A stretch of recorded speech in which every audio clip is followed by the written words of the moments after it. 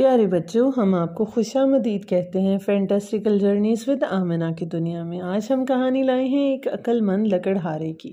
तो बच्चों, लकड़हारे को 1000 सोने की अशरफियों के अलावा अपना मुशीर भी बना लिया गया। ये किस तरह हुआ, हम आज की कहानी में आपको सुनाएंगे। एक दफा का जिक्र है कि एक बादशाह ने मुल्क भर में कुछ अजीब सा ऐलान करवाया, और वो ये था कि जो भी बादशाह को अपनी ऐसी 3 ख्वाहिशें बताए जिसे पूरी करके बादशाह को सच्ची खुशी हासिल हो, तो बादशाह उसे इनाम से नवाजेगा, और अगर ऐसा ना हो सका तो वो उसे कैद कर लेगा, जबकि जीतने वाले को 1000 सोने की अशरफियां इनाम में दी जाएंगी। अब बच्चों, क्या था, गांव में बहुत सारे लोग थे जिनमें एक अक्लमंद लकड़हारा भी रहता था। लोगों ने उसे मुकाबले का मशवरा दिया, जिसे लकड़हारे ने बहुत पसंद किया। बहुत सारे लोगों ने कोशिश की मगर नाकाम रहे। उन सबको बादशाह ने कैद में डाल दिया। लेकिन जब लकड़हारे की बारी आई तो आदाब बजा लाने के बाद वो बोला, हजूर वाला, मेरी पहली ख्वाहिश ये है कि मैं आपको अपनी तमाम ख्वाहिश एक साथ न बताऊं,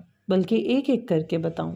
बादशाह ने इस बात को कबूल कर लिया। मेरी दूसरी ख्वाहिश ये है कि मैं हजूर वाला को 1 महीने के लिए कैद खाने में डाल दूं। ये सुनते ही बादशाह को गुस्सा आया और वो आग बगोला हो गया। लेकिन क्योंकि बादशाह ने तमाम दरबारियों के सामने वादा लिया था, लिहाजा 2 सिपाहियों ने बादशाह को पकड़ा और कैद खाने में डाल दिया। चूंकि अब बादशाह दरबार में नहीं था, लिहाजा वजीर ने उससे तीसरी ख्वाहिश पूछी।